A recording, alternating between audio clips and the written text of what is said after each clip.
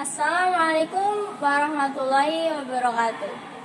Alhamdulillahirabbil alamin wa bihi nasta'in wa la amri dunya waddin. Wassalatu wassalamu ala asrofil anbiya'i wal mursalin wa ala alihi wa sahbihi ajma'in wa ba'd. Segala puji bagi kehadirat Allah Subhanahu wa taala yang telah memberikan kita banyak sekali kenikmatan, terutama kesehatan. Salawat dan salam curahkan kepada baginda besar Nabi Muhammad SAW yang telah membawa kita dari zaman kegelapan ke zaman yang terang dan pastinya membawa kita ke jalan yang benar. Yang terhormat Bapak, Ibu, Guru, dan teman-temanku semua yang saya cintai karena Allah Subhanahu wa taala. Semoga kita selalu dirahmati dan dilindungi oleh Allah Subhanahu wa taala. Amin amin ya rabbal alamin.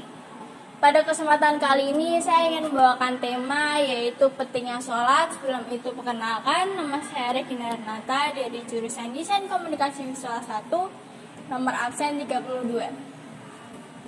Saya tebak Bapak, Ibu, Guru, dan teman-temanku semua tahu dong kalau misalnya sholat itu penting. Ya, sholat itu penting di agama kita, apalagi agama Islam, baik perempuan maupun laki-laki. Terkecuali anak kecil yang belum balik, wanita yang sedang haid maupun nifas, dan orang gila. Sholat itu merupakan tiang agama. Seperti kita tahu, kalau misalnya rumah nggak punya fondasi, maka sama aja sia-sia. Nah, sholat itu bisa dilakukan dengan dua cara, baik secara sendiri maupun secara berjamaah. Tapi saat kita melakukan sholat secara berjamaah, kita bisa mendapatkan keuntungan yang banyak. Salah satunya yaitu kita bisa mendapatkan posisi terdepan di sisi Allah dan Rasulullah Shallallahu Alaihi Wasallam. Nabi Muhammad Shallallahu Alaihi Wasallam pernah bersabda, tidaklah ada 3 orang dalam perkampungan atau pedalaman tidak ditegakkan tentang sholat itu sendiri, terkecuali syaitan menguasainya. Berjamaahlah kalian karena serigala hanya memangsa kambingnya sendirian. Nah, sholat itu merupakan perintah langsung kan dari Allah Subhanahu wa taala kepada kita umat-umatnya melalui Nabi Muhammad Shallallahu Alaihi Wasallam. Ternyata itu tertulis dalam Al-Qur'an, bunyinya kayak gini. Maka dirikanlah sholat, sesungguhnya sholat itu merupakan kewajiban yang telah ditentukan waktunya atas orang-orang yang beriman. Quran Surat An-Nisa ayat 103. Baik teman-teman, begitu pentingnya Rasul menegaskan kepada kita bahwa pembeda kafir dengan muslim itu terletak pada sholatnya. Maka janganlah sekali-sekali meninggalkan sholat, karena sesungguhnya meninggalkan sholat itu perbuatan yang dosa. Saya pernah membaca artikel kalau misalnya kita meninggalkan sholat, kita kan sehari sholat 5 kali ya. Yang pertama, saat kita meninggalkan sholat subuh. Saat kita meninggalkan sholat subuh, dosanya sama aja seperti kita masuk neraka selama di akhirat. Itu setara dengan 6.000 tahun di dunia. Yang kedua yaitu saat kita meninggalkan sholat duhur. Saat kita meninggalkan sholat duhur, dosanya sama aja seperti kita membunuh 1.000 umat muslim. Yang ketiga yaitu saat kita meninggalkan sholat asar. Saat kita meninggalkan sholat asar itu dosanya sama aja seperti kita menghancurkan Ka'bah. Dan yang keempat yaitu saat kita meninggalkan sholat maghrib, itu dosanya sama aja seperti kita berzina dengan orang tua kita sendiri.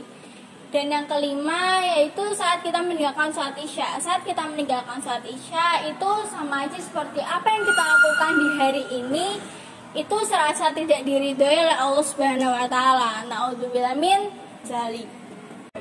Seandainya mereka tahu keuntungan sholat subuh, maka mereka akan mendatanginya meskipun dengan cara. Perkataan saya barusan merupakan hadis riwayat Imam Bukhari yang menegaskan tentang keuntungan sholat subuh itu sendiri. Memang apa sih keuntungan sholat subuh itu sendiri? Nah, saat kita melakukan sholat subuh, saat kita berdoa, kita langsung disaksikan oleh para malaikat-malaikat subuh yang insya Allah kita langsung dihijabahi dan apa saja kita dapat pahala yang lebih banyak. Nah, sholat itu kan merupakan takaran ya. Barang siapa yang mengurangi takaran tersebut, maka orang itu akan celaka. Seharusnya kita kalau misalnya meninggalkan sholat, kita langsung kayak ngerasa bersalah gak sih?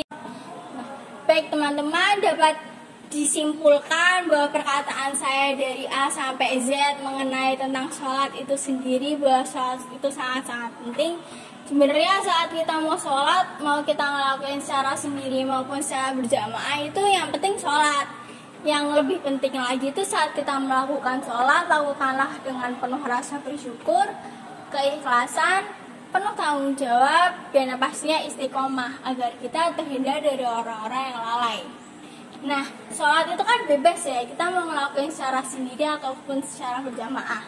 Tapi saat kita melakukan sholat secara berjamaah, maka kita juga bisa mendapatkan posisi lebih utama sebesar 27 derajat dibandingkan saat kita melakukan sholat sendiri. Semoga apa yang saya sampaikan ini dapat diterima dengan Bapak Ibu guru dan teman-temanku semua, dan semoga kita bisa bertemu di lain kesempatan. Sekian dari saya, jazakallahu khairan. Wassalamualaikum warahmatullahi wabarakatuh.